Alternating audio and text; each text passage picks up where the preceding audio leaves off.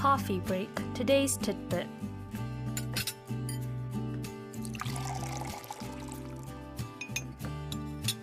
All right, it's time for our weekdays coffee break. Today's tidbit, it's back here. It's back after we had that award ceremony. Angela joins us again. Angela, hello to you. Hi, SJ. Angela. Yes. Bahar says. Uh-huh. Bahar says. Let me scroll back up here. What is it? Where is? Oh, it's totally different vibe when Ange wears it, referring to the jersey that we have here. I gotta agree with you, Bahar. I think I look cool in it. It is true. This is actually my first ever jersey. Really? Yeah, I don't own a jersey. You're a Kia fan. I am a fan, but I've never, I don't actively go to ball games, so I never thought I need to buy one. 17 has a baseball jersey, no? 17. Sometimes groups have baseball jerseys, I think. Or do they customize that? You can make it, but I only have 17 and day 6 is concert t-shirts. I do have an F1 t-shirt, a mechanic t-shirt. I'm telling you guys, it's getting out of hand right now. The other day, I was driving both Eugene's and Angela to the subway station. Both of them kept on talking about F1, and SJ couldn't follow us. I was like, I don't know what you guys are talking about here. Is Michael Schumacher still driving? I was stuck in 2014. I kept on talking about Sebastian Vettel, and Mark Kimi Webber, Raikkonen. Raikkonen. I don't know what's going on these days. Well, good to see you again, Angela. What's our tidbit today? Well, let me ask you first. What does your skincare routine look like, if you have one? I have no routine. I literally do not have any routine. No lotion. No lotion? None. Sunscreen? I know I'm going to get a lot of flack for this. Even after I shave, I don't put on the aftershave. Why not? I just don't like putting stuff on my face. So the only time I actually do use some kind of, when I'm taking a shower and washing up, use soap and stuff like that. And I go also extra lengths to use the foam cleanser when I have makeup on. Okay, good. That's it. But do you put sunscreen on? Oh, yes, I do. Yeah, you need to at least put that on. Not now, but when I have to go out to No, every day. No. It prevents skin cancer. It's okay. No, it's not. I know it's not okay, but I just don't. Well, then today's tidbit is for you, SJ, really. Yeah. Because today we're diving into something trending not just in Korea but worldwide. Something that's actually got people rethinking their skincare game. We're talking about the K glow up. Have you heard of it? Yes. You have. If I'm thinking correctly, I've seen people where they do the K-pop makeup and they just look completely different. No, it's not that's that. not okay. Yeah. What is K glow up? So it's lately I prepared some photos to show examples, but short form videos with the hashtag Korea Glow Up have gone viral these days. They're usually made by foreigners who've either lived in or visited Korea, showing side-by-side photos of their faces before and after coming to Korea and learning about, Korean K-beauty, Korean cosmetics, and the difference is pretty stunning. I prepared the photos. I wonder what's happening, but we'll show it later if we have the time. So people are actually saying Korea changed their looks. Yes, and some even joke oh my goodness! Yeah, so this is it. What? Okay, That's not the same person. So the eyes are the same. Oh my goodness! Yeah, so this one went viral on TikTok, and the captions on it are so funny. People are joking, "What is in the water?" And I think this is the person. One Australian guy posted a video that exact caption and showed his transformation after 2 years in Korea. It got over 3.9 million views, and people are thinking from 아저씨 to oppa, or even all men need to go to Korea. And then there are Korea. Of course, there are women who also have the K glow up. Their skin. Well, she just got whiter.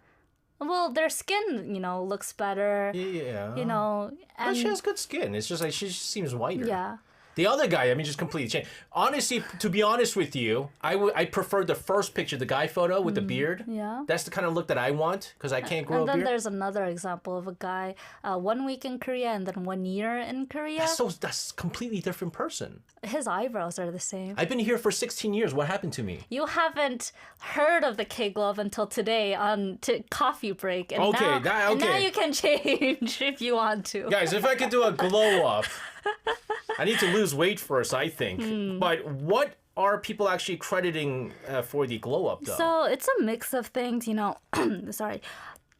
better skincare routines, haircuts, losing or maintaining weight, Okay. eating healthier. Are you okay? Let me give you some time to breathe and drink a little bit. So for 2 years, I've seen this, but then it's crazy how different the two pictures are. Again, for the girl, I just see that maybe just maybe wider tone. But the guys are just turning more feminine. No, Yes? defined, I'd say. 애견남. More defined, I'd say. I do envy the jaw though. I Yeah. I envy that. Yeah, and so, a lot of that is, credited for the glow up, but also, just being in a society where appearance really matters also, I guess, has a large part to do with this. Okay, I mean, Korea does have a reputation for that, Yeah. right? Looking good. Yeah, and one woman who lived in Korea for 5 years said she used to only wash her face with soap and water, didn't put on sunscreen, didn't exercise, had a terrible diet, not so different from USJ. But, now she's glowing and millions of people are watching her TikTok videos to see how. So Korea's obsession with looks seems to be Seem to be. kind of a bad thing, but now it's not because I mean you see the differences. Yeah. Although And, more so because K-Glow isn't really just about looks, although, they do have a dramatic difference. It's really about a whole lifestyle. Younger people are fully embracing the entire philosophy behind self-care and, daily rituals. And for many, it's not about chasing unrealistic perfection, but, building consistent, healthy habits, that make them feel good both inside and outside. it's being embedded in little kids too. You know what my son tells me all the time? What? Daddy, you're ugly because you don't put lotion on. That's what he says all the time. And so like he's always putting lotion after he comes out of the shower and stuff like that. But it's a good habit because, it is. helps your skin. It is. It is. But I mean, oh my goodness. But again, it's more, I feel like with this, it's no longer an obsession per se, but it's more like self-empowerment through beauty. If that's, Yes. I'm not sure. Yes. It's about Even for gaining guys. confidence. Guys, just work out. Work out, Protein. SJ. I'm sorry. Well, who am I to say work out?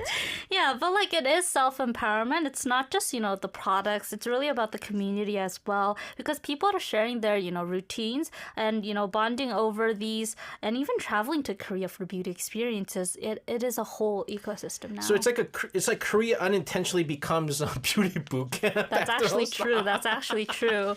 When I searched K-Glow Up online, I actually found travel packages like 2-day K-Glow Up tours. Yeah. There was even a real event this year in the Philippines called K-Beauty Glow Up, hosted by the Korean Cultural Center and Korea Tourism Organization. So K-Glow Up is official. Okay, so what Yeah. happens at that event? They had beauty booths, live talks with celebrities, a personal color analysis, which is a big thing of K-Glow Up, product samplings, and then exclusive makeup and styling sessions by top salons from Cheongdam-dong, known for its makeup salons. And Korean Air also offered flight discounts and giveaways, and they had K-Beauty promo codes for different different beauty products. So, it was all about giving people a taste of the Korean Glow Up experience before they even visit Korea. I want to read a message from Bohar because I also feel like this is true. Some just got better at taking selfies. That is also true. Maybe that's part of the K-Glow Up. I think that's so true. I think that's so true. But is. going back though, this is very smart tourism strategy. We're trying to boost tourism over and over. We keep talking about the pre-COVID numbers again, but we might even try to surpass those numbers. Yeah, exactly. And it's all tied to the upcoming Korea Beauty Festival this year, which kicks off in Seoul. It actually kicked off in Seoul this June. There will be K-Beauty fashion, medical tourism zones at places like Dongdaemun Design Plaza and Seongsu. So some people, I saw a comment, this was a real comment, it's like Disneyland for beauty lovers. So, Korea is big on K-Beauty now. Oh boy, that's wild. What else is fueling the K-Glow Up? I'll talk about it in the second part, but I have got the perfect song for today's tidbit. Okay. It's Glow Up by Disen. All right.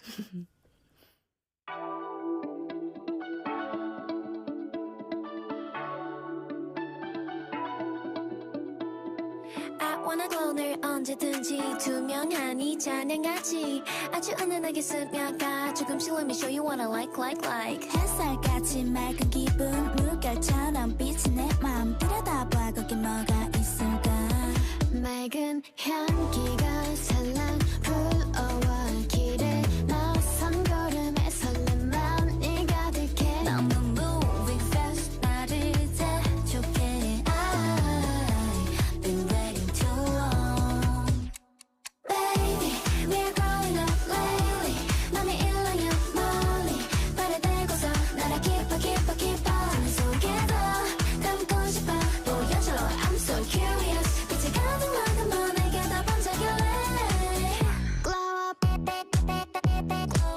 And with a glow up, I want to read some messages here. Made It Up says, SJ is so beautiful, he needs to glow down.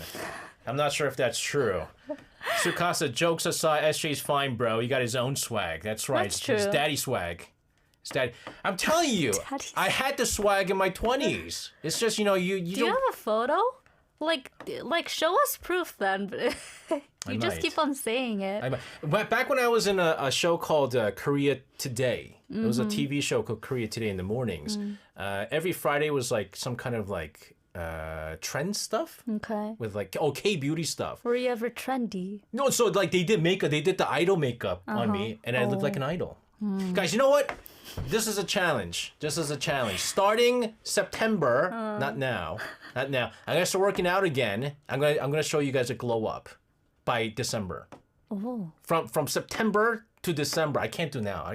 That's good. It's too hot. That's a glow up I want to see. Because I'm gonna turn 40 next year. Before I turn 40, I'll glow up. Let's see how I can glow up. Look how feminine I look. Glow up isn't about being feminine. It's about, culturing healthy habits that make you feel good inside and outside. Okay. I feel good inside it all the time. Yes. Especially there's wine in me. We've been discussing the recent K glow up trend, but the thing is, K-beauty has been big for years. We also have Forky from Germany who said in her, the Culture Center, they do a lot of Korea-related K-beauty stuff. Yeah. I mean, this has been big for many, many years. Yeah. And do you remember the 10-step Korean skincare routine? It was very viral. Have you ever heard of it? I think I did. I think maybe it was on a show, too. Yeah, so the 10-step skincare routine includes everything from oil, cleansing foam, cleansing, exfoliation, toning, essence, treatments, eye cream, moisturizer, and the nighttime mask. And this has been a large part of K-beauty for a long time. It still is. I use 0. I'm on a 0 step right now, guys. Forget 0 step. I'm on negative step right now. You're on efficiency step now. I'm on negative step right now. I don't even use shaving aftershave. Do people actually do all 10 steps, Angela? Okay, well, I don't. Okay. But you would be surprised by how many do. According to Vogue, this routine is still hugely influential. It does sound really intense, but the results are why people keep on doing it. And, that's why it's called very influential on the Korean glass skin look, which is all, again, part of the K-glow up. Beauty magazine is stupid because it just makes you feel ugly. I subscribe to a year of Vogue, men's Vogue, and men's something fashion stuff. Oh, GQ. GQ is okay. Right? Fashion changed. I did 1 year subscription and I looked at the first months, and they were all look so feminine. And that's like the new thing. They're wearing skirts. Yeah, like androgynous looks are really in right now. So I have 10 magazines that I've still in wrapper right now because I refuse to look like it. But you mentioned people finish off the 10-step skincare routine with masks, right? Yes. What's the deal with the masks you see everywhere? I mean, this is one of those things that people also buy when they come to Korea, right? Yeah, so skincare sheet masks are a huge part of the K-beauty industry. Collagen masks, hydrogel masks. One brand even tripled its revenue and even made it onto the shelves of Paris's Lafayette department store and Amazon US. So it's not just a trend. It's really booming, especially in China and the US, and many people like it because it's easy and it really works. I also use one. So what else is behind this K-glow phenomenon? It's not just skincare anymore. Korea is moving into beauty tech in a big way. At this year's CES, or Consumer Technology Association, big names like Amura Pacific showed off AI-powered skincare tools. Okay, and can you give us some examples of that? Think smart mirrors that analyze your face, skin tone, facial features. It actually recommends makeup looks using generative AI. So I could go mirror, mirror on the wall. Yes! Who's the handsomest of all? Well, not you. Yeah, exactly. And it'll be like, not you. And then I'm going to get all jelly and I have to make some poison apples. And I start making some poison apples, put some guys to sleep here. But this is cool, though. I mean, this is exactly what we learned back in those, fairy tale days. Yeah, it's actually cool technology. And then there's this lip care device that diagnoses your lips and recommends care routines. So this technology was actually awarded the CES Innovation Award in 2024. And then other companies are doing DNA-based skin tests and, a lot of technology to predict aging patterns. So it's really science meeting skincare now. It's just kind of like your face is getting a tech upgrade. upgrade as well. Yes, and Korea's leading the charge in beauty technology. Last year, they dethroned France in beauty exports to the US and Japan, and their overseas beauty tech market is projected to hit over $176 billion by 2030, so it is huge. That's crazy glow up economics right there. Yeah, and not to just talk in numbers, K-beauty really is part of the culture too. Have you noticed, how people sometimes wear hair rollers in public in Korea? Yeah. Pretty little SJ has a roller. Exactly. Yes. I sometimes wear mine before broadcast. You do? Yeah, I don't wear it outside, but according to the New York Times, Korean women, especially students and office workers, are seen with these hair rollers on subways or even walking around outside.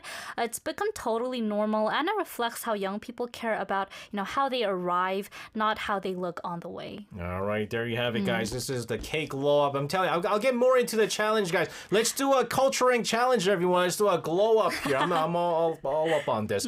Angela, thank you so much for your updates here. Have a fantastic rest of your night. We'll see you again tomorrow. See you tomorrow. And sending her out of the studio, let's take a listen to a song from Shiny with beautiful 아름다워.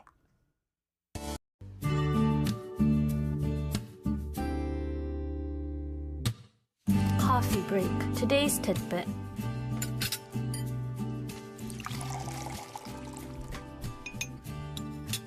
All right, it's time for our coffee break. Today's tidbit, and joining us in the studio is Angela. Angela, hello to you. Hi, SJ. Angela, Yes. you're looking very nice today. What's today? No A special occasion. day? No. She goes, do I have to wear the uniform to jersey No, today? I wasn't against it. And then I was like, man, she looks nice in her dress. Yeah. We have to give her a pass. And you already wore it yesterday, so No, that's fine. I would like to wear it again. I was just asking, do I have to wear it every day from now on? But I have to say no because she looks nice. Thank you. She looks Thank nice, you. You friends. look nice in your No, uniform. I know. I'm the only one that don't look nice in this uniform. To be honest, it's not your color. It's not. It's not black. Black is my color. Only black. I only like black. The color does give very 2014 vibes. Do you know? 2014. Do you know? Have you not been in the early 90s? Oh, no, sorry.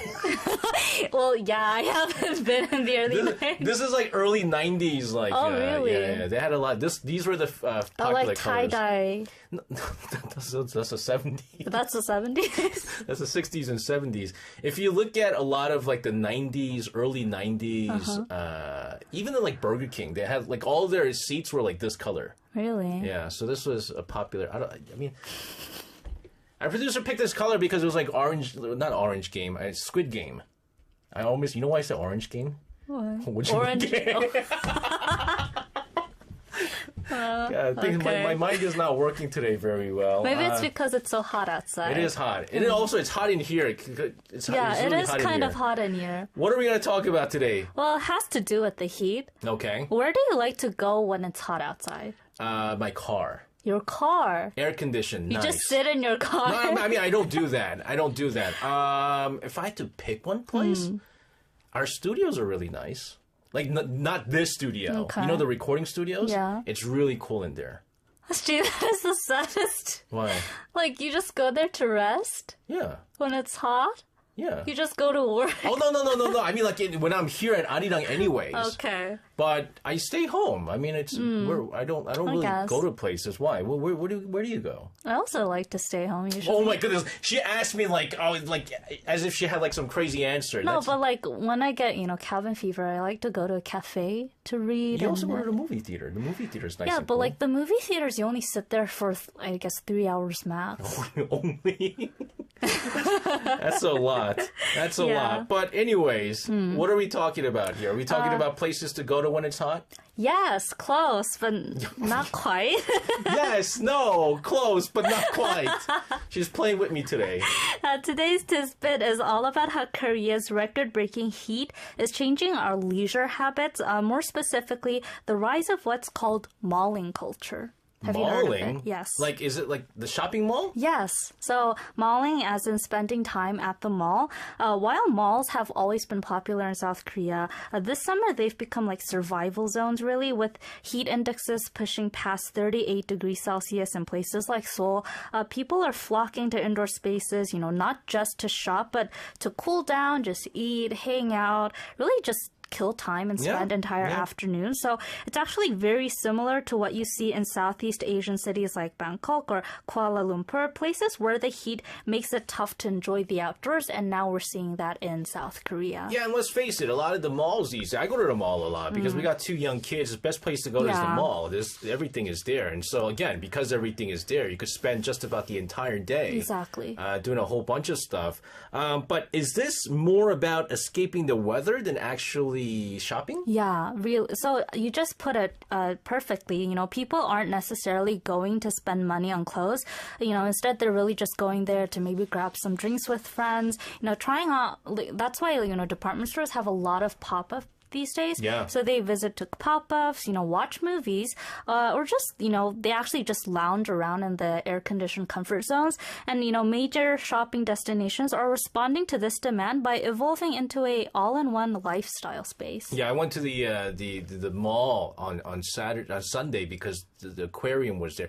I could not believe. Which one did you go to? I went to the gallery in Gwangyo, a little bit closer to my house, but I could not believe how many people were there. I had to go all the way down to the very last floor of the basement parking in order to park, and I barely got that, and we went there pretty early. So everyone's doing this, but which malls are we seeing this the most? So we're going to focus on Seoul today. Sure. And three really stand out. Hyundai Seoul in Yeouido. Still have yet to go there. You haven't. I'm afraid of parking. There's a lot of people that go Makes sense. And then Starfield COEX Mall in Gangnam. That's all right. And then Lotte World Mall in Jamsil. It's all right. Have you been to these two? I've been to both of them. So I thought, we might take today's tip to introduce these famous Seoul malls or department stores. All right, sounds good. Let's talk about this. Okay, let's start with Hyundai, the most feared one. It opened in 2021. Hyundai Seoul is one of Korea's largest department stores. So big, in fact, that many people mistake it for a full-on shopping complex. It's located in Yeouido and directly connected underground to the IFC Mall and Yeouido Station. Oh, is it really? Yeah, so it's really great to go through subway station, which makes, really access really easy, but it's not part of the IFC Mall. So it is actually connected underground? Yeah, you can walk through? Yeah, you can walk through. Oh, that's good because the IFC Mall actually has more parking then. Or is everyone thinking the same thing? Probably. So, I mean, again, though, I've heard the reason why I haven't gone is because I just don't do crowds. And I've heard this place just gets absolutely crowded. Yes, it does, especially on weekends or major, pop-up events. That's why I also had never visited before, even though my friends always said, let's go, because I was afraid of the crowd as well. Until this April, that changed. But here's the thing, it really didn't feel as cramped, and I was actually pleasantly surprised. Yeah, so as long as you don't drive there, it's fine. Right? I'm sure there's a lot of people, but, everyone can walk through the entrance, no waiting time. I don't think, actually, sometimes there are lines.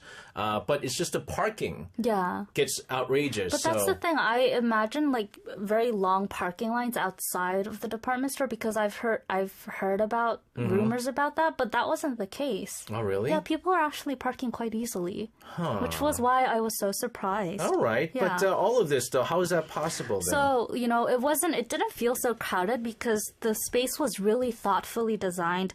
There were really wide walkways. There were a lot of greenery inside the space, and natural light filtered in through skylights all to the first floor. And there's even a full indoor garden space on the 5th floor, complete with real trees and soil. So I've seen some pictures. It's pretty impressive. Yeah, it is. It's an impressive shopping mall, but. To the point where there's an actual, park inside the department store. Yeah, and it was really surprising. And, they've intentionally built the department store to feel open and calm, so you're not just shopping, but you can also relax in it. And plus, their basement levels are packed with, a lot of streetwear brands, unique cafes, and, pop-ups that rotate every few weeks, which keeps people coming back. I visited for the first time because of one of those pop-ups. Was it one of the groups that you liked, the pop-ups? No, it was for a knitting pop-up. A knitting pop-up. Yeah, they had a knitting pop-up store there. It was really fun. No, I've heard there are like pop-up food stuff. Yeah. That you can't normally get, and I'm Yeah. always tempted to go, but again, I can't. I might have to try one day. Maybe you should try. I haven't seen one where I was like, oh my goodness, I have to go yet. But I probably, my wife has been nagging me about this. Why is everybody going to the Hyundai, but now we haven't gone to the Hyundai? Well, because... Maybe, today's signal is to try out this weekend. This... What about tourists, Angela? Is this spot getting international attention? Absolutely. It's become a landmark in its own right. In fact, it surpassed 1 trillion won, or roughly $722 million in annual sales, which is faster than any other department store in South Korea. And foreign visitors make up about 15% of the foot traffic. You will hear all kinds of languages spoken there, especially Japanese. So, foreign visitors really love to visit this place as well. Yeah, so the Hyundai isn't just keeping people cool. I mean, it's actually redefining what department stores can be, right? Yes, exactly. It's designed not just for shopping, but, for staying. And, if you ever get hot while visiting Seoul's upper region and would like to be entertained while also stay cool, maybe try out Hyundai Seoul. All right, there you go. We're going to be talking about other malls that you can check out in the capital, Seoul. But first, let's take a listen to a song here from New Jeans with Cool With You. That was New Jeans with Cool With You. Hold on, I gotta continue on the conversation I just had with... You can't pronounce bagel? No, how do you pronounce bagel? Bagel. Some people where I live, they pronounce it bagel. Bagel? Yeah, bagel. And I think it's a Midwest thing. Bagel? Yeah, bagel. Bagel. Yeah, I pronounced it bagel too, but apparently I remember my second grade teacher pronouncing it bagel and calling soda pop. Not like... I mean, I've heard pop. Yeah, old folks call it. She called it bubbles. What? Yeah, and I later learned it was a Midwest thing. I mean, I don't know Midwest. I mean, I'm from New York, where Yes. bagels are very famous, and it's bagels. It's bagels and chopped cheese now, apparently. We've been discussing and talking about all these shopping malls that you can check out in the capital, Seoul, especially to get out of the heat. And there's a lot of things to check out. One of the places that you mentioned was the Starfield COEX Mall. Yes. Now, I've been to many Starfields, including the COEX. COEX is a little bit different from some of the other Starfield. Let's talk about this place. So the Starfield COEX Mall is the one I visit the most often because of the big movie theater there and because its proximity to the subway station, which makes it really accessible. In fact, the Starfield COEX Mall is so big that it's actually located between two subway stations. Samsung Station Line 2, where our listener tunes in from. She's not here. Oh no! Where's Napensu from Samsung Dong? Yes, and Poonsa Station on Line 9. It's just the mall is right between these two subway stations. Yeah, so I mean, I've been there a couple of times. It's actually, the parking is not bad. That's why I like it. It's just expensive, and you have to spend a lot of money to pay for the parking. But how is it different from the Hyundai? So what makes it different is that it's entirely underground, but you never feel like you're in a basement, but it is like a maze there. It's really hard. It's really hard to find your place. Have you ever got lost there? I like, not intentionally. Yeah, no one gets lost intentionally. It's just, it's a maze. Yes. That's why I'm not a big fan of it. I just went there a few times because there's the aquarium there, and yes, exactly. and for other stuff. But yeah, it's very confusing. I actually go there so often that now I no longer get lost. But, it is so famously confusing that people call it one of Seoul's great labyrinths. But that complexity is part of its charm because hidden in all those corridors are the, major attractions like the aquarium you mentioned, the Megabox Theater with a great Dolby sound system, and of course the Starfield Library. Yeah, so the Starfield Library over at COEX is very, very famous. Yes. Right? I mean, this is the one now. Some of the other Starfields are doing it as well. Exactly. Including the one in Suwon that I frequent quite often. But COEX one is the one that really started it all. Yes. This is the giant open library with those like floor-to-ceiling bookshelves. Yeah, so it's called 별마당 in Korean. It's become a must-visit photo spot, especially for tourists. And people don't really go there to read. Although it's called a library, they go for the atmosphere, the light, the aesthetic. And, it's really centered in the whole mall, so it has really heavy air conditioning, and it's the perfect place to cool off and just kill time. Yeah, everyone's there just taking pictures. There's an escalator over there. Yes. And everyone does the whole escalator shot. I mean, It is pretty. Tourists. Tourists. You know what they say in New York is never look up. Make you look like a tourist. Even because of the skyscrapers, I've never looked up. Never looked up because I'm not a tourist. Then you've never seen what it looks like. No, I have. I just do this. I just do this. Try not to look up is what I do. Yes. But again, it's a good place to just read and study, basically. Yes, a lot of high schoolers, university students, and a lot of office workers between meetings come to COEX because it's comfortable and it's free. And plus, there's no shortage of food options there as well. There's, hamburgers, sushi, Korean comfort food, all at the mall. So it's a really great place to stay in if it's hot outside. Yeah, and it's connected to like another kind of mall. And they got really good food there. Yes. Really, really good food. Like I've been there with my son a few times. Great pizza, by the way. Some of the best pizzas. Really? Yeah. At the Paranus Mall, Yeah, I think. Paranus Mall. Yeah, that's the one that's connected, right? Great pizza. You have to let me know later. Love it. So if Hyundai Seoul is kind of the sleek, modern retreat, COEX is like the chaotic, cozy, but cozy. Yes, cozy. Maze. Yes. And then we have the last one, the Lotte World Mall in Jamsil. And that's the one next to the tower, right? Yes, Yeah. the iconic tower. As a Lord of the Rings fan, whenever I see the tower, I always think, Sauron? yes, it looks like the Eye of Sauron. It is an ugly building. I'm not going to lie. It's an ugly building. But it's a major landmark in It Seoul is. now. It is. Yeah. But it's ugly. I'm just going to say it. Yeah, but by the tower is the famous mall which opened in 2014, and it's connected directly to Lotte Tower, the tallest building in Korea, so you might want to check it out. Inside, it's really massive. I was so confused when I got there because it's so big. It's split into multiple wings or buildings. Yeah. There's a luxury wing, there's a concert hall, movie theaters, an aquarium, hundreds of stores. It's massive. Have you ever been there? Yeah, I've been there a few times. The aquarium, again, this was when my son was big into sharks and You stuff. really go to aquariums. I probably went to just about every aquarium in all of Korea. Because of your My son, yeah. Baby shark. Yes, that's exactly why. That's exactly why. We went there on a Sunday too. I see. But yeah, I mean, I went there for some shopping too. Food. There's always good food there. And not to mention Lotte World's right next door and all that stuff. Yeah, it's cool stuff. And I also went last month on a Saturday, and not only was it huge, but every single shop and restaurant had a wait list. Yeah. And that day the feels like temperature outside was 38 degrees Celsius. So you can imagine everyone had the same idea, which I think really shows how malling really is big in Korea now, and which is why I decided to talk about it today. Yeah, and it really does sound more like a summer theme park rather than a mall, to be honest with you. Yeah, because there is so much stuff in it, and you can really spend hours without ever getting bored or even breaking a sweat. Even foreign tourists are flocking here especially because it has really big names at Jamsil. There's an Apple store, there are some really famous cafes, and even Gordon Ramsay's burger joint is there. Yeah. Yeah, it's apparently a very big attraction.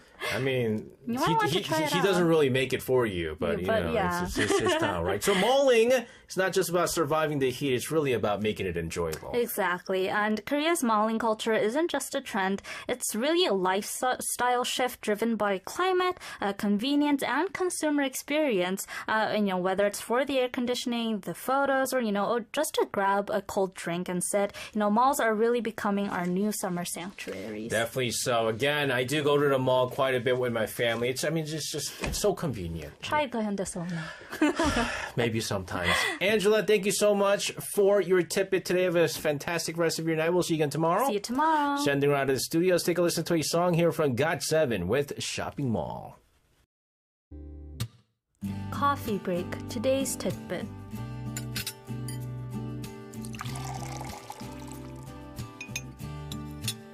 All right, it's time for our weekdays coffee break. Today's tidbit, and joining us in the studio, as she always does, Angela. Angela, hello to you. Hi, SJ. Angela, Yes. what are we going to talk about today? I always start with a question. Sure. Are you invested in any other sports besides baseball? Like invested in how? Like Do you watch them? Oh, Do yeah, you like it? Do absolutely. you follow? Oh, really? Absolutely. I played volleyball in college for 2 years. You don't now. I don't now, but I like watching volleyball. Oh, really? Football, American football. Basketball. Rugby. No, rugby.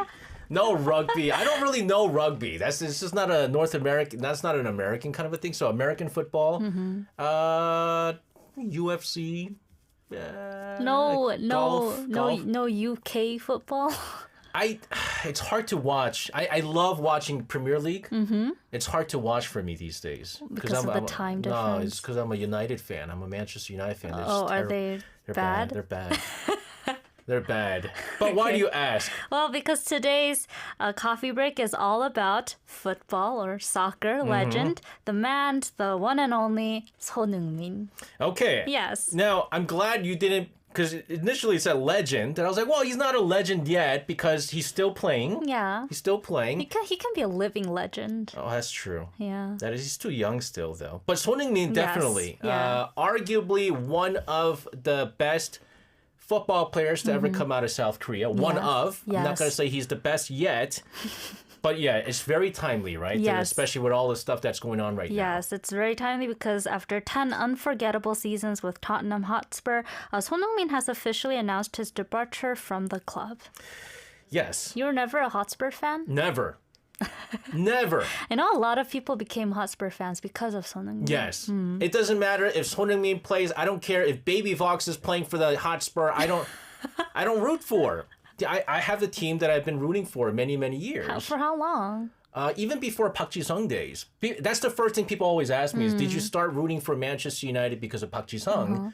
But I've always been a big fan of the Dutch players, like Netherlands. Oh, I see. And at the time, there was like Ruud van Nistelrooy, Edwin van der Sar I was a big fan of. And so that's why I also like Juventus in Italy, because I was a big Gigi Buffon fan. But anyways. You'll know much more about it than me today because I only briefly followed Premier League like when I watched Chelsea a few years back. When they were winning, let me add. I mean, I liked them when they weren't winning. So, But, yeah. But anyways, this is big, right? I mean, yes. he finally won a major trophy with Tottenham Hotspur. They went. That was the big thing that he was missing in his career. Yes. But what prompted that decision for him to leave Tottenham, though? So Son Heung-min made the announcement during a press conference for the 2025 Kupang Play Series just last weekend. Son shared that the decision had been in the works for a while, and he said winning the UEFA Europa League felt like the perfect moment to close his chapter at the Premier League. And he said he wanted a fresh environment and a new motivation for the next phase of his career. And I'm sure this wasn't an easy choice for him, right? Yeah, because, he also did say that it was one of the hardest decisions in his career.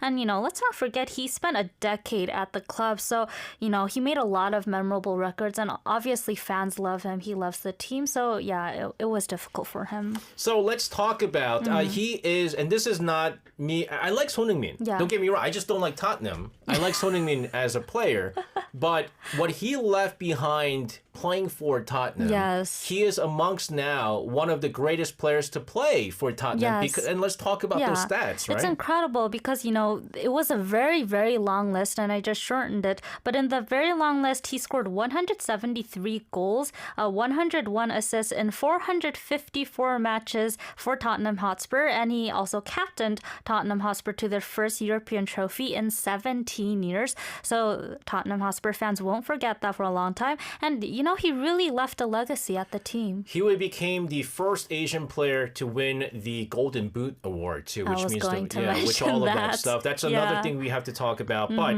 you have to understand, goals is one thing, but also to contribute to 101 other his teammates scoring. This is pretty big. But how did his coach and fans react to all of this? Well, Thomas Frank, Tottenham's manager, was very respectful and said he respected Son's decision, but, he was clearly emotional. He said he wanted to keep working with Son and praised him as not just a brilliant player, but a fantastic human being as well. And, fans at his last, play last weekend, they were all cheering for him. And the match? Yeah, at the match. They're all cheering for him. And, I don't know if you saw it, but like players all lined up in a row. And, Son just walked past them and they were all patting him in the back. So it was a very emotional moment for a lot of people. Something that all fans say from all teams, like even Arsenal fans, because, Tottenham, they're in London. They're London-based. So like Arsenal and Chelsea don't like Tottenham. But even Arsenal and Chelsea fans will say they love Son Heung-min Yeah. because he's just a nice guy. Yeah. He's a good player, but he's also a very nice guy. So, like, he's one of those players like Kante, right? Like, Kante's another player that nobody hates. He's one of those players that people just, they love him. He's just a nice guy, Yeah. right? But again, so you see, like, what he left both on and off the field, basically. Yes, exactly. And, the BBC even compared him to a rock star, and I think it's not that far off. The people in the UK even gave him a nickname like Sonny. And, his influence went way beyond just, the goals. He really lifted Tottenham Hotspur up. He represented the club worldwide, and he carried the hopes of a nation not just in South Korea, but in the UK as well. That's right. And we forget that he also played in Germany in the early years. And Yeah. he actually did pretty well there. Speaking of nation, you mentioned the Europa League, right? What was that his only big win? Yeah, sadly, it was his first major title with Tottenham and a historic one, but he led the club to victory as captain, and that sealed his name into the club's history books, especially considering players like Gareth Bale and Harry Kane, both legendary players for the team, never achieved that at Spurs. Harry Kane left Tottenham. Yeah, he left for Bundesliga, right? Yeah, he went to Bayern Munich to get that Yeah. title that he wanted. And the funny thing was the first year he played for, Yeah. he didn't get it. Now he got the Bundesliga title this year, right? So it's all right. 10 years, hundreds of goals, and Yes. now a proper goodbye. Yes, his final match, as I mentioned, was deeply emotional. It was a sold-out stadium, a standing ovation from 60,000 fans, and even a guard of honor from both teams. And, Thomas Frank called it a beautiful farewell, and I think a lot of people would agree with that sentiment. Yeah, you mentioned legacy earlier. How is Tottenham honoring this? So the club plans to leave his number 7 jersey vacant until they find a worthy successor. And that is a big gesture, especially in the Premier League where, such honors are really rare. And, I think it just shows how deeply respected he is as a player in Premier League. Not to mention the number 7 in football always is like a Yeah. special number. Yeah, and so for him to definitely. be able to have the number 7 and whoever is going to take that number 7 has to be a superstar. Yeah, he has to be a good player. Yeah, he has to be good, right? There's always like certain numbers out there, like the 9 is also iconic. Yeah. That's because again, the true Ronaldo, he wore number 9. Then of course Cristiano Ronaldo made 7 famous as well. Yes. But again, this is massive amount of respect. It is. And, he's the all-time assist leader at the club, second in total goals, and as you mentioned earlier, the first Asian player to win the Premier League Golden Boot. So I think all of this just really makes sense. That's right. By the way, Forky over in Germany says, by the way, Asya, how you say Bundesliga is really good as a German. Oh. Bundesliga. Have you ever heard of Bundesliga? Have you ever heard of Bundesliga? Well, you play it at Or the military? Yes. That's what they call it. This is not a dad joke. No. This is not a dad joke. No, I believe you. I just find it funny that you mentioned it. Oh, because I didn't go. Snap. I gotta be careful. We're gonna continue to talk about the legacy of Son Heung-min and of course what's ahead. But first, let's take a listen to a song here from Jungkook with his jersey number 7. That was 7 sung by Jungkook because 7 is Son Heung-min. Everyone's got that trademark ceremony, right? Yes. He does. I never. We talked about Son Heung-min leaving Tottenham Hotspur. The legacy he left with the London side, and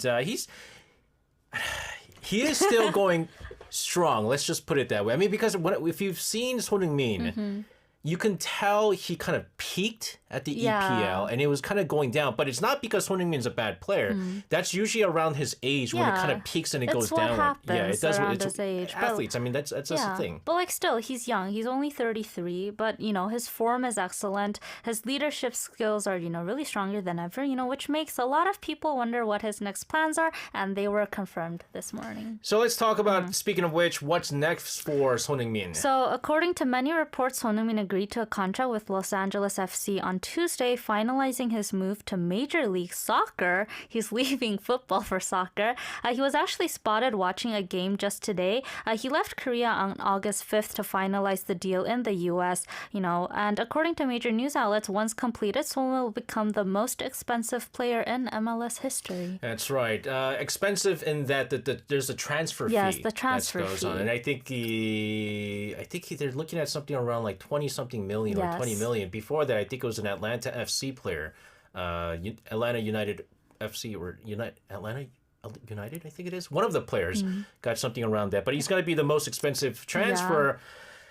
I'm not a fan of LAFC. Do you watch MLS? I just follow a team. Oh, really? Because like when MLS started off when like I was a little kid, and then like I naturally I was a New York Red Bull fan. I see. During the Tony Mayola days. I don't know. You probably are like, what in the world are you talking about here? I have no idea, but I can like just nod a Yeah, so nod I'm still like I'm not a crazy fan, but because I still root for the Red Bulls. I'm not an LA fan, but why LA though? Well, for one, it's home to the largest Korean population in the US, so we can guarantee he'll have a lot of fans there. But more importantly, he mentioned wanting the right environment to give his all ahead of what could be his last World Cup in 2026. Yeah, so it's not a goodbye, right? I mean, that's the thing that people, because it was a farewell tour as a Tottenham Hotspur player, but this is a start of something new. Yeah, he's not retiring from soccer. It's more of a, see you on another stage, another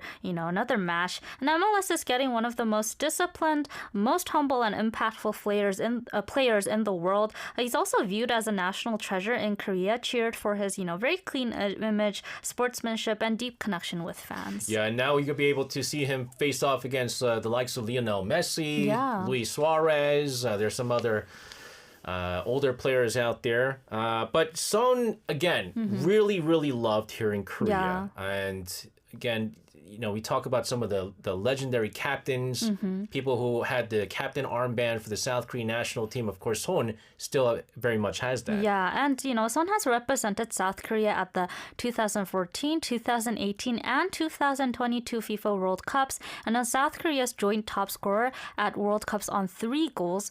Do you know the other 2? What? The top scorers at World Cups? Cha Yeah. is one of them. And oh my goodness, is it Hwang Sun-ho? I think it's Park Ji-sung. Park Ji-sung? Yeah, Are you 3 sure? scores.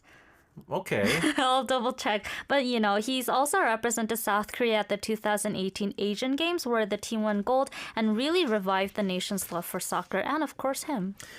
What can we expect from Son and not dad and mom in the U.S.? I knew you would make that dad joke today. Heungmin dad and Heungmin mom are very happy about Heungmin Son going over to U.S. now. But what can we expect? Well, Son Heung-min is not just a player. He's really a walking highlight reel. Son Heung-min is the first Asian player to reach 100 goals in a major European league. He scored hat tricks in both the Bundesliga and the Premier League, including one 4-goal game. And his famous 70-meter solo dribble. Do you remember that? I remember. Yeah. I think was it West Ham? I think no. Was it West Ham? Where's Made It Up, our West Ham fan? Might have been against West Ham, but anyways. Yeah, that earned him both the Premier League Goal of the Year and the FIFA Puskas Award. Do look it up if you're unfamiliar. I'm not very into soccer, but I saw this video and it was amazing. So really, he did a lot of great stuff. Yeah, I've seen that footage quite a bit. Yeah, and beyond stats, he's also known for his attitude, humble, respectful, never arrogant. In Korea, he's a 6-time KFA Player of the Year, more than anyone else. And he became the national team's captain after leading them to gold at the 2018 Asian Games, as I mentioned earlier. So really, I think he really is up there among the names. And then a lot of my friends also started watching, soccer and Premier League because of Son Heung-min. So yeah, he is a big figure in South Korea. And he's a good-looking guy, right? Which helps with the marketing aspect. It does. Always, yes. It does, because for a very brief moment, because I usually use the electric razor, for a brief moment I used the manual razor because Son Heung-min was using it. And I was like, let me see if my skin could be fair like Son. Let me see what I can do. But I went back to the electric. He hit a lot of milestone recently as well. Yes, he became the first non-British player to reach 100 goals for Tottenham. These are all different stats that from what I mentioned earlier. And also in the 2021-22 season, he won the Premier League Golden Boot, which is given to the leading goal scorer with 23 goals, and none of them were penalties, which is really big. That's right, because when Mo Salah, he tied with Mo Salah. Many of Mo Salah, or penalty kicks. Stupid Liverpool. Oh, no. I hate Liverpool. It was penalty goals. You can say that. Yes, I don't like Liverpool. I can say that as a Yeah. United fan. I can say that. But like he has done a lot of stuff that has never been done by an Asian player before. Oh, it was Burnley. I apologize, made it up. It was Burnley, not West Ham. But yeah, he was literally breaking every record that he Yeah, can. and he's been named a Ballon d'Or nominee and selected for the Premier League Player of the Month not once, but 4 times. And in 2022, he joined the FIFA Century Club with over 100 international caps for Korea. I think fans might know, but let's talk. Yeah. I think fans might know this by now. it's just like adding in a little tidbits of something. He is multilingual. He is multilingual. He speaks Korean, German, because he played at Bundesliga, English fluently thanks to his time in Germany before joining Tottenham. That's right. From Chuncheon. Yes. His Birthplace. Heungmin dad runs a football camp over Yeah. in Chuncheon. To London. Well, he went to also Germany as well. He Yes. played. He actually did really, really well. He actually proved me wrong because I thought playing from Germany going over to EPL, I thought physically he wasn't going to be able to excel. Is it different? It's very different. EPL, I would say, is a little bit more physical. So I thought he wasn't going to be able to make it, but he did. He did. And so Yeah. now he's over in LA. I'm not an LA fan. Still a Red Bull fan, but I'll root for him. Yeah. Still chasing greatness. Yes, exactly. You put it well today. And I think for fans everywhere, it's not the end of the story. It's just the beginning of the next season in the Son Heung-min saga. There you have it. Angela, thank you so much for your tidbit on Son Heung-min. Have a fantastic rest of your night. We'll see you again tomorrow. See you tomorrow. Sending her out of the studios, take a listen to a song here from Channabi with legend Chonsar.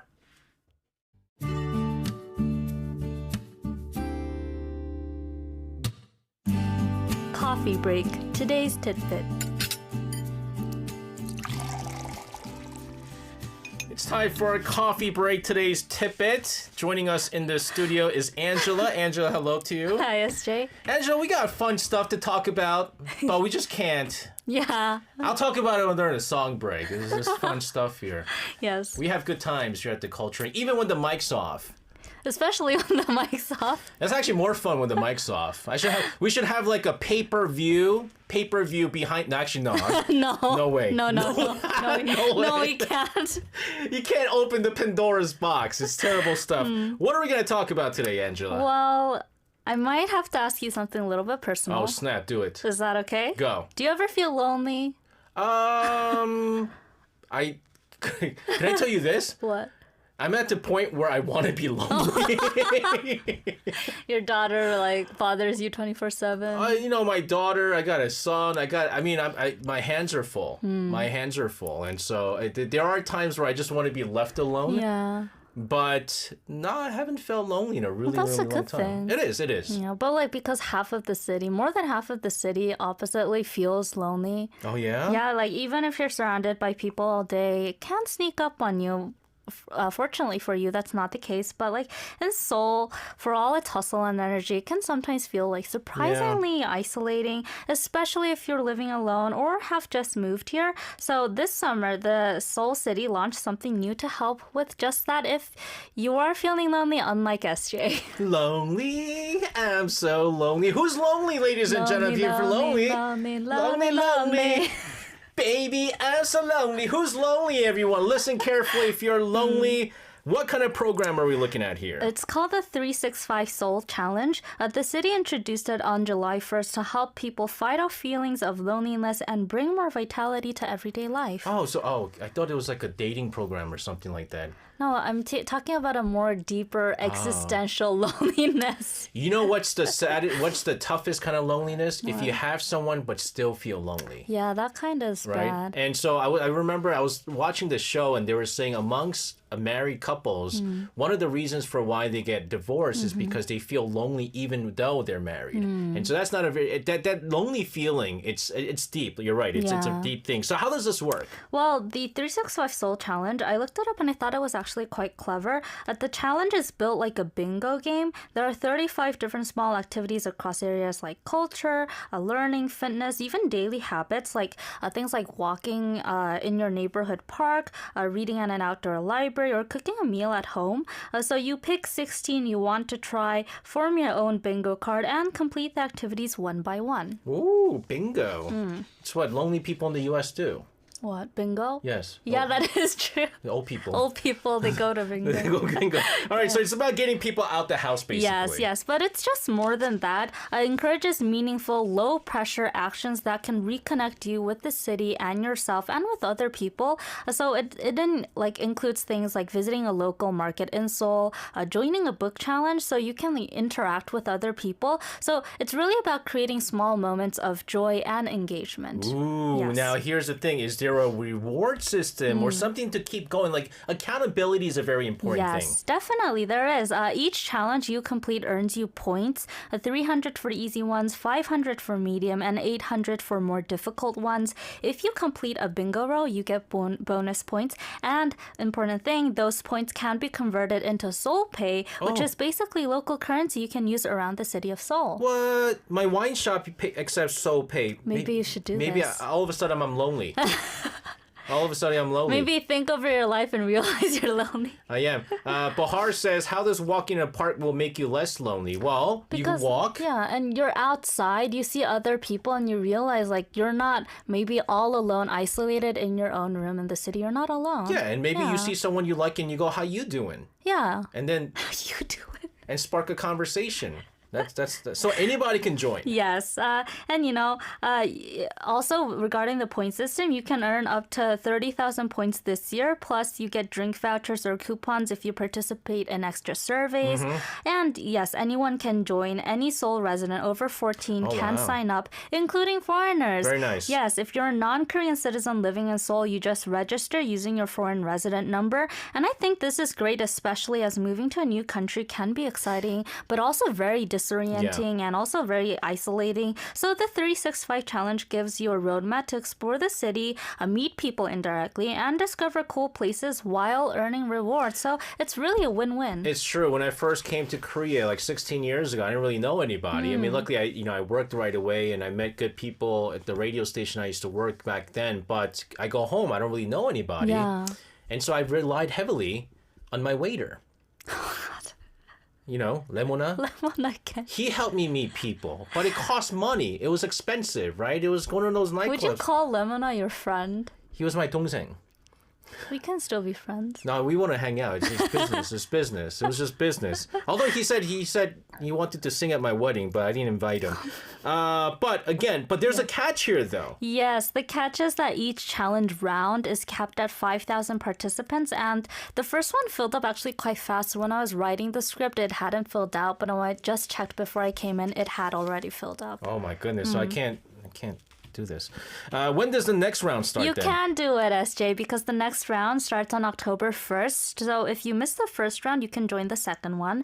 And even if you participated in the first round, you can join again with a new bingo board. Ooh, very nice. So I like that it's not just a one-time thing, and I would have been like really upset because I'd be like, Angela, why'd you bring this to us when it's done and like you can't even you can do it again. Yes. So how's the response been so far? Amazing. Very nice. Within the first week, over 17,000 people signed up, 3 times the city's initial goal. More than 7,000 bingo boards have been created with active participation from people across all age groups. About 30 to 50% of users are in their 30s and 40s, which is rare for city programs like this. Ooh, wow. So it sounds like it really did strike a chord. Yeah, for sure. And it taps into something real, like loneliness isn't always obvious. And, I think it shows that even small daily efforts can build connection with other people. Yeah. And the name of the campaign slogan is 해보자, which is a play on the Korean word for sun and sea. So look at the sun, but also 해보자. Let's give it a try. That's smart. Good. Yeah. That's good. Yeah, so it encourages people to literally and figuratively step outside and try something new. Wow, I like it. Yeah, me okay, too. so it's not just about doing stuff, it's about sparking action and curiosity as well. Exactly. And, tackling loneliness one step at a time. And it gives you structure without pressure. And also, plus, by participating, you learn about all kinds of city programs, from one-person household support centers to outdoor libraries. So you're connecting with your community as well. That's right. Bahar says, not for introverts, I guess. Well, here's the thing, though. I'm a real introvert, actually. I mean, I don't seem like an introvert, but I've been forcing myself to meet new people, the wine group Yeah. and stuff like that. Now I feel less nervous about meeting new people. And I really think this is for introverts. I'm an introvert, but like it doesn't really need to be about talking to people. No. You can just go to a library and, still fill out the bingo board. Yeah, and you could do stuff by Yeah. yourself, and it's just going out there Yeah. and see the sun. Yeah, exactly. I mean, I do like the indoors, and it's hot. My libraries are very cool. Yeah. It's nice and cool there. Guys, check it out. We might do a Culture Inc. challenge, a bingo board challenge. That would be fun. That's going to be fun, Yeah. but it's honor systems, though. We'll continue to talk about this lovely program here, but first, let's take a listen to a song here from Kwon with Lonely Night. That was Kwon with Lonely Night. We've been talking about the 365 Seoul Challenge that aims to combat loneliness in the city. But what happens if someone wants to join, right? But they're not great at sticking to routines. So that's actually built into the design. You don't have to complete everything all at once. You can go at your own pace. And since it's a bingo format, even completing one row can feel like a win. And actually, I think this would motivate you. Also, people have the option to switch out 3 challenges per season if they change their mind. So, you can just really get going on it. So it's actually pretty flexible and fun at the same time. Yes, and it doesn't stop there. This whole movement is part of Seoul's larger initiative called 외로움 없는 서울, or Lonely No More in Seoul, which includes spaces like 서울 마음 편의점, which is the Seoul Mind convenience store, a spot where you can drop in for a rest, have a conversation, or even gain emotional support if you need some.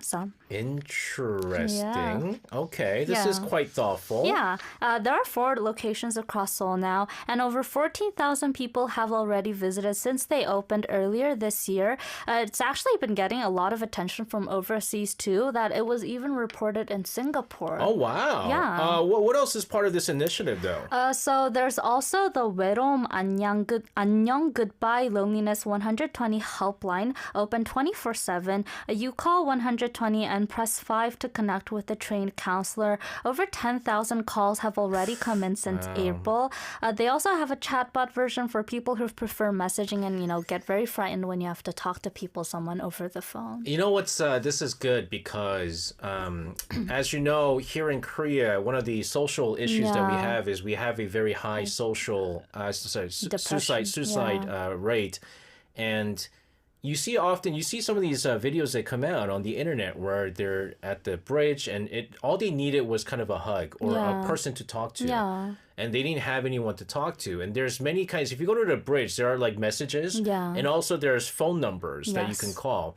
And so if it's 24 hours, 7 days a week that's available, and maybe that phone call, maybe just talking to somebody could really help you Exactly. out. Really change you. This is incredible. Yeah. It's really cool to see, again, a city investing in what gets overlooked a lot and what's number one, mental but also emotional well-being. Exactly. And, I think this is really great because Seoul isn't really stopping just at the challenge, but they're also doing a lot of other stuff as well. There's also a site called Tuktuk where on the internet where you can take a self-assessment quiz to see how isolated you might be and learn about programs that can help you. You might be feeling lonely, but, not realize why. So this might be helpful for people like that.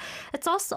this is all part of a big push to recognize loneliness as a real health issue because it can lead to a lot of other issues like, depression or, it's just really all about, taking care of yourself. Yeah, and I feel like also there are many people out there that didn't know they were lonely. Yeah. Right? That's just the thing. And so, this is a simple test here. Take it. And it does remind me of how, the World Health Organization, right? They recently listed loneliness as a global public health threat. Yeah, it makes sense because especially in a city like Seoul, a lot of people live alone and they don't really have a lot of friends. And, Seoul is really trying to be proactive in this sense, before loneliness actually turns into full-on isolation. A lot of people live alone, not just, the younger generation, but a lot of older people too. And, this is also for them as well. And, that's why programs like the 365 Challenge really matter. They're light, they're joyful, anyone can do it, but they're also deeply intentional. Is there anything else coming up tied to this campaign? Yes, a lot more, but one of them is in September. It's coming up. There's a big 3-day event at Seoul Plaza called the Lonely No More in Seoul and Reading Seoul Plaza campaign. They will have booths, activities, giveaways, and citizen engagement programs all centered around the theme of connection. So a good way to combat loneliness. Okay, and so what's the takeaway here? You know, like loneliness is a shared human experience and we don't have to deal with it alone. You know, even if you just don't realize it, you might be lonely, you can check it out. It's really easy. And, you know, whether it's through playful challenges or, you know, thoughtful policies like this that Seoul City is doing, you know, it's about making space for connection in a fast-paced city. So, you know, you can combat loneliness one bingo square at a time. Yeah, and again, guys, I mean, loneliness doesn't necessarily have to be not having people around you. I mean, there are Yeah. people out there who are surrounded by people and they still feel very much Exactly. lonely, right? And so I think, number one, taking this test that you were talking about, which probably shouldn't take you too long, and, you know, mental well-being, emotional well-being, it's very, very important. I mean, it's in some ways more important, even some ways more important than physical well-being. Yeah. But this is great. Yeah, and hopefully it encourages people to just, you know, look over themselves, take better care of themselves. Yeah. Yeah, so I think this is all really great. Yeah, and you could have maybe meet someone who will take, you know, accountability. Accountability is very important. Yes. Don't be lonely, guys. We're with you here at The Culture Inc. If you ever need us, you can listen to us again. Yes. Patbang. Listen to Podcast. listen to Podcast. Coffee Break again. Yes, listen to it again. All right, Angela, thank you very much. I think this was a very helpful tidbit. Have a fantastic rest of your night. We'll see you again tomorrow. See you tomorrow. Sending her out of the studio, let's take a listen to a song here from B1A4 with You, 그대와 함께.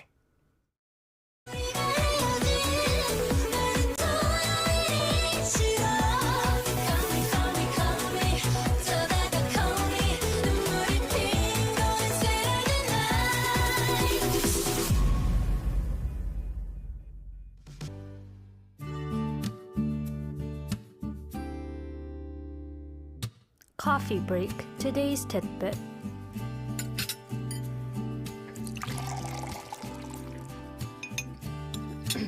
All right, it's time for our weekdays coffee break. Today's tip. And joining us in the studio, Angela. Angela, hello to you. Hi, SJ. Angela. Yes. I learned something new today. What? So if our listeners have been watching us on our live YouTube, we did the call me dance. Oh, I did the call me dance. Yes. I asked you what this, like, what... She was like, what are you doing with this? What is No, this? no, I know what this is, but, like, you were doing it on both sides. I have so many women that I have to have two phones. Oh, my God. And they're calling me, they're blasting both my phones, and I'm going, oh my goodness, I don't know what to do. They're calling you because they want you to... Child support? No, they... Does your wife know you talk about this? No.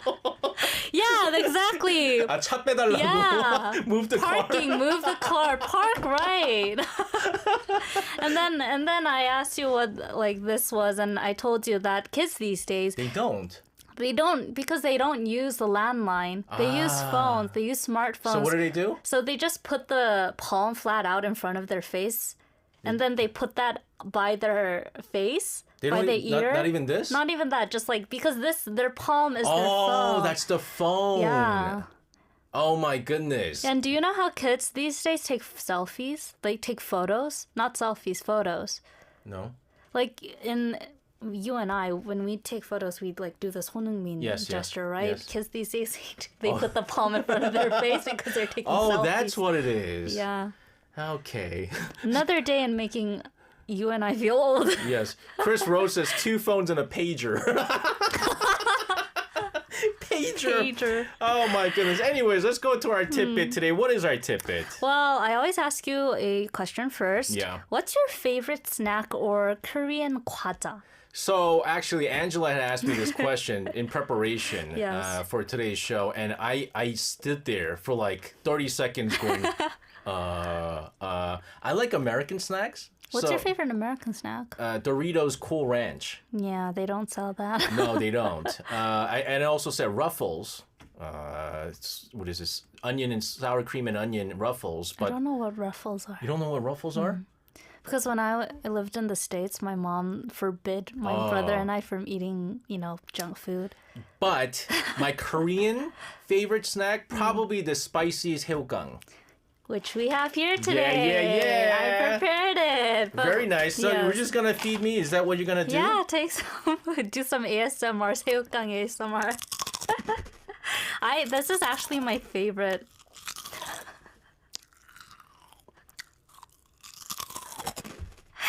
Is this working? Anyways, I'm gonna talk through this. 매운 새우깡 is actually my favorite because it goes really well with a can of so good. beer. Yeah. And we're gonna talk about K snacks or K 과자 and how they're taking over the world today. Oh, taking over the world now. Yeah. You mean like how Korean music, K-pop, and K-dramas just went global and took over the world? Exactly. Just like K-pop and K-dramas, Korean snacks are now having their moment.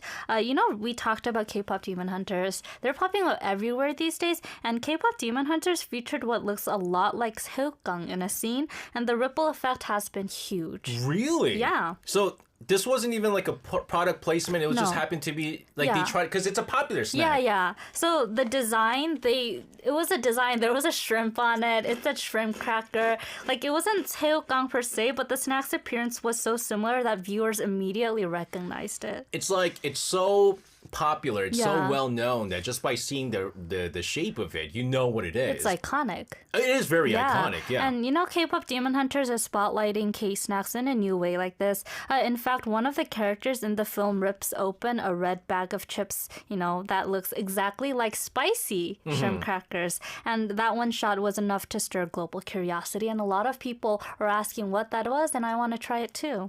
It really shows how far Korean food culture has come, really. Yeah, and it's not just a coincidence. Nongshim, the maker of both shrimp crackers, and the cracker we're going to talk about later, has been making these snacks for over 50 years.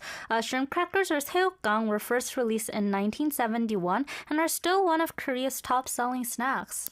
So the spicy one came out in like the early 2000s, I think, or maybe it was a little bit before that. Before that. But when it first came out, I was like, oh my goodness. Why? Because, I was in New York, so maybe it came out a little bit later because of that. Because I remember having it for the first time, I think it was like 2001. It was a game changer. I was like, what is this? This is amazing. Great stuff here. Yeah. But Here's a photo. Our producer prepared a photo of the K-pop Demon Hunter's character ripping open a bag, and you can see it's... that's definitely the spicy one, too. Yeah, and the what it looks like, the crackers just look like 새우깡, shrimp crackers. No, it does. Yeah. I like today's tidbit. I want to eat it, but I have to talk, so I can't. So I feel like everyone in Korea has some sort of memories tied to 새우깡, right? Yeah, I definitely have one. Like, I remember our family would drive to Chicago for 2 hours almost every month to just buy Korean food at a Korean mart. Yeah, and I heard about I heard about and that. we would always my brother would always grab 꽃게랑. Oh, that's good too. Yeah, it's like crab crackers. Yeah. It's shaped like crab, and I would always run for 새우깡. I have such memories tied to it. Do you have one?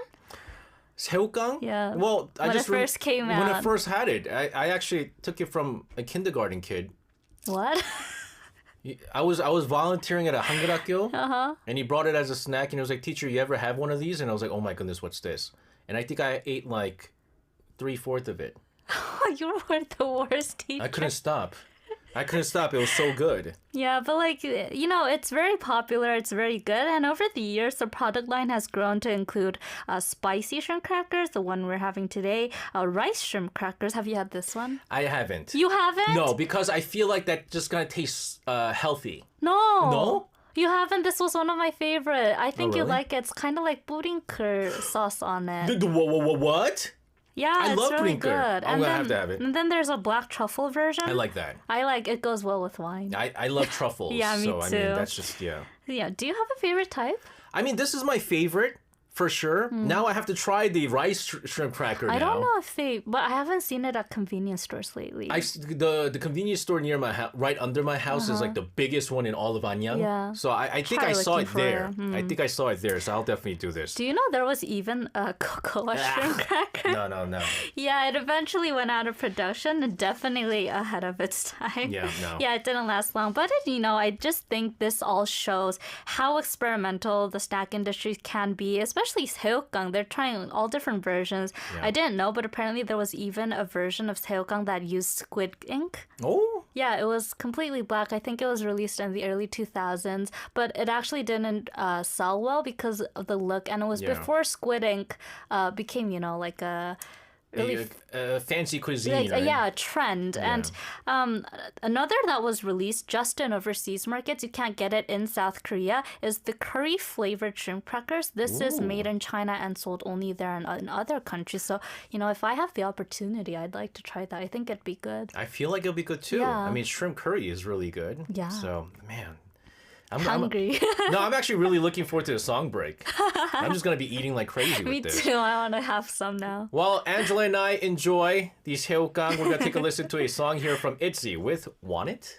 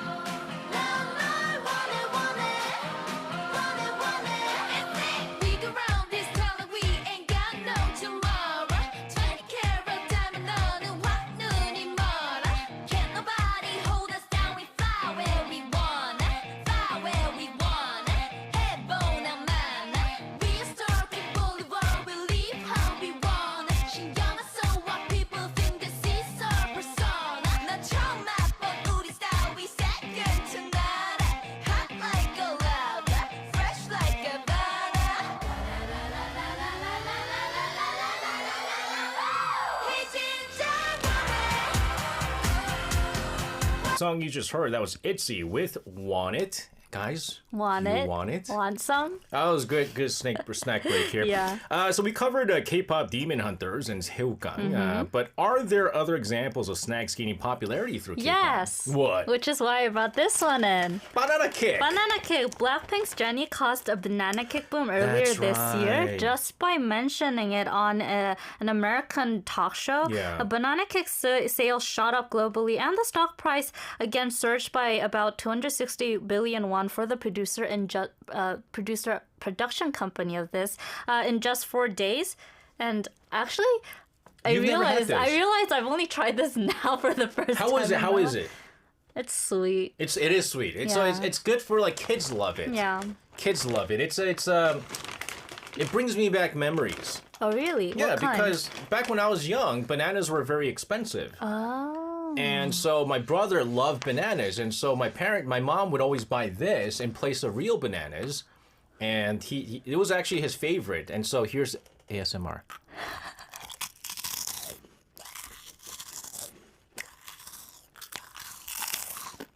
Oh man, you make a good crunchy sound. I've been told that a lot. People around me always say 복스럽게 먹는다. No, but it sounds good. Yeah. Man, I'm jelly. So what else caught the eyes of people overseas? So just last year, Rosé introduced shrimp crackers and choco pie on a British YouTube channel as well. And that single video got over 4.4 million views and, again sparked major overseas interest in Korean snacks. 과자. Also, choco pie sales again really increased because of that. Choco pie is also an iconic Korean snack. So I'm gonna assume that because of all these exposures, you have not just Haeulgang but other Korean snacks. They're gonna get an increase in export figures, right? Yeah, very much so. So in February 2025 alone this year, Korean snack exports hit a record 43 million US dollars. That's a 32% increase from last year. I'm talking about exports, and SJ here is just crunching on 새우깡. Exporting it into my stomach. Yeah, and the United States, Japan, China, and Taiwan were the biggest buyers. And part of the boon is, again, as I mentioned, thanks to celebrities like Jennie and Rosé showcasing their favorite Korean snacks. No, and it's, Korean food companies get global attention. And fans get to try what their idol loves. So the appeal of K-culture is really bleeding into every industry, including food, even snacks. Chris Rose says choco pie is rather tasteless. It's because all this desserts overseas in other countries are so sweet. Yeah, that is true. It's just way too sweet. And so choco pie has been around for many, many years Yes. as well. And so back then, I mean, they didn't really use a whole lot of sugar. And I think the recipe itself has stayed that way for many years. I actually prefer it because, it's not too overwhelming. Yeah. Yeah. Me too. Me too. That's why this, like, banana cake is good, but it's like, it's artificially very Yeah. sweet. Like, I already feel I've had enough after 2. Yeah, like so I wouldn't buy this. Like the kids like it, kids really like it, but that's just it. But this again, I mean, this is impressive, the export figures. Yeah, it is. And what's even more impressive is that Korean snack exports now make up almost 12% of all processed food exports. Whoa. That's actually right behind ramen. Mm-hmm. It's become a serious business, and some companies are even opening factories overseas. For example, another company is starting to produce pepero, another famous Korean snack, in India soon. Yeah, I heard this because back when I was doing Korea Now, I think it was Grace. Grace was doing the business side. yeah. And she was talking about how like Pepero now they're going to build a factory in India because it's being exported Yeah. so many places, and really shows how strong the demand has become, right? Exactly. And the appeal isn't just the flavor, it's really the cultural connection. Korean snacks are often seen in dramas, variety shows, and now even animations like K-pop Demon Hunters. So they've really become cultural touch points. Remember how I was saying, like, when you were asking me what kind of snacks I like, I kept on mentioning, like, American snacks and Yeah. stuff like that. But how do Korean snacks compare to foreign ones? So Korean snacks tend to focus on bold flavors like spicy, 매운 새우깡, sweet, banana cake, salty. I think most of the crackers, they're really salty. But many Western snacks lean heavier on, I think, they're either really sweet or really rich in taste, or like sour cream, you mentioned. It's actually very salty. Now you could do chiku, overseas shipping of these American snacks that I used to enjoy, and I'm just like, man, was it this salty? I mean, it's still good, but it's just like, I can't have as much. I really want to try. I remember the American Cheetos I used to have when I was a kid. Oh, It was very like salty, cheesy. yeah. Cheesy puffs. Yes, Cheesy puffs are so yes. good. Was it orange? Yeah, it was just completely orange. The bag. I forget the color of the bag. I always had the big jar. No, it's so The good. plastic jar with Guys, the food. yeah. No, it's good. It's Yeah. really good. But what else is different? Packaging is another thing. Right. Korean snacks have often been criticized for over packaging and sometimes get a nickname for being 질소과자. Have you heard this one? Yes. Yeah, so you get more air than product, but they're getting more eco-conscious lately. And in contrast, many foreign brands already use recyclable materials. Like, they use a lot of paper packaging or more minimal packaging. I realized that when I went to France for a couple of years, I realized a lot of the packaging was really minimal, and I thought this was a good thing, and maybe South Korea should learn this one. I remember years ago, a number of Korean students were so upset at how much like the bag is filled with just air that they took a whole bunch of them, made a boat, and then they actually floated yeah. above the Han River. I remember that. They actually did this. It actually worked. Yeah, because it was so full of air. It was so full of air, and it was heavily criticized because of this. But I also feel like when it comes to snacks, because it's been around for so long, like it's so nostalgic. Yeah, and you always have memories linked to it. And this one is relatively new, but I also have a memory related to it. Honey butter chip. Yeah, I remember that. Yeah, they exploded in popularity in 2014 thanks to social media buzz. And, people just lined up outside stores to get them, and even supply chains were overwhelmed. And, it definitely set the standard for the original snack craze in South Korea. Yeah. But since then, we've had new waves of snack trends. Pokemon bread, jelly snacks featured in traditional markets have become also tourist hotspots for foreigners because of these trends. So you can really see Korean snacks have gotten big. 양구름 says, 질소보트. 잊혀졌던 건데 그걸 기억하다니. Like, it was a long time. Yeah, it was you a do while have ago. a good memory. No, I thought it was just like the craziest thing, right? But again, I do remember the honey butter chip craze for like a good month. I was like the most popular person in Arirang because I had an in with the convenience store guy, and I was able to get the honey butter chips. Yeah. But whether it's nostalgia or novelty, K-snacks really winning hearts worldwide. That's right. With the continued rise of Hallyu, the Korean wave, we're not just exporting music and dramas now, we're exporting taste as well. And in the case of snacks, that taste happens to be pretty addictive. It is addictive. It really is. I was the whole time I was doing this, shaking. I want more. You were munching on some while I was talking. I was. I apologize, everybody. Angela, thank you so much for this fun topic today. Have a fantastic weekend. We'll see you on Monday. See you on Monday. Sending her out of the studios. Take a listen to a song here from EXA with Overdose, 중독.